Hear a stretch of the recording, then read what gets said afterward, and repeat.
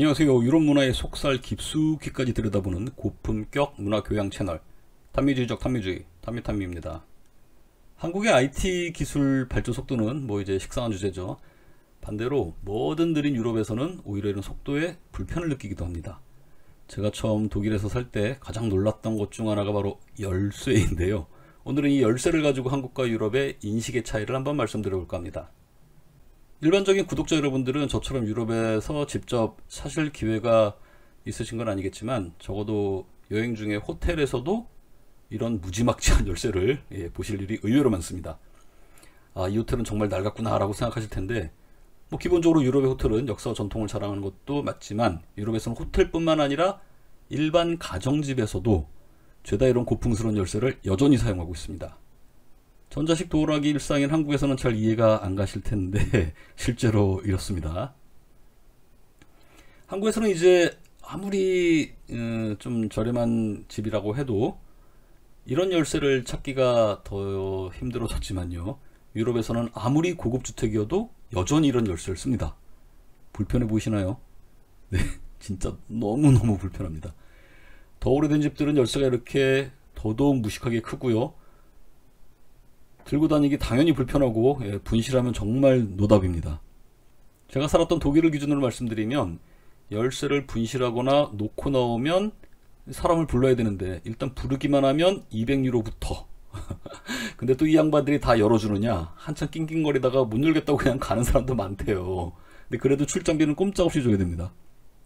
유럽의 집에는 문을 닫기만 해도 자동으로 잠기는 집이 많기 때문에 아차하면 열쇠를 놓고 나와서 문을 닫아버린 일이 자주 발생을 합니다. 진짜 미쳐버리는 거죠. 제가 살던 집도 집주인이 열쇠 분실하지 말라고 신신당부하면서 만약에 문이 잠기게 되면 열쇠공 부르지 말고 차라리 창문의 유리를 깨고 부수고 들어가는 편이 훨씬 싸게 막힌다고 친절하게 조언을 해주더라고요. 다행히 제가 독일 생활하는 내내 열쇠공 부를 일은 없어서 다행이었습니다. 그만큼 전 가족이 엄청나게 긴장하고 살았어요. 그럼 유럽 사람들은 왜 아직 이런 열쇠를 사용할까요? 유럽 친구들한테 물어보니까 그들은 이런 열쇠로 여는 방식이 훨씬 더 안전하다고 굳게 믿고 있었습니다. 전자식 도어락인 경우에 화재나 방전, 고장 또는 해킹 등에 취약하다는 인식이 큰 것 같아요. 기계식 열쇠가 가장 신뢰성이 높다고 생각하는 것 같은데 실제 독일에서 주재원들 집이 도둑에 털리는 경우가 상당히 많습니다. 제가 아는 몇 분도 도둑 맞아서 금전적으로 큰 손실을 입었는데 결국 이 기계식 열쇠가 다 열린 거잖아요. 한국 주전들이 오면 이삿짐을 날라주는 현지 직원들 중에 공범이 있어요. 이삿짐 날리면서 이 집에 귀중품이 얼마나 있는지, 얼마나 잘 사는 집인지 파악해 두었다가 몇 주 동안 관찰하면서 집이 비는 시간을 딱 알아둔대요. 그리고 이제 빈 시간에 열쇠 따고 들어가는데 저희 집은 아무도 안 찾아와서 절대 피해를 입지 않았습니다. 좋은 거 맞죠? 다행인데 되게 슬프더라고요. 아무튼 결과적으로 보면 독일의 저 무식한 열쇠는 무겁고 불편할 뿐만 아니라 실제로 재산을 지켜주지도 못했어요.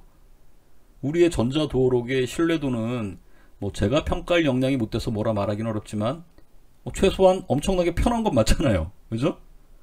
또 한 가지는 유럽의 집들은 우리처럼 공동주택인 아파트 형태보다는 단독 또는 라인하우스라고 해서 우리 연립 같은데 이렇게 옆으로 붙어 있는 형태, 이런 게 대부분이거든요.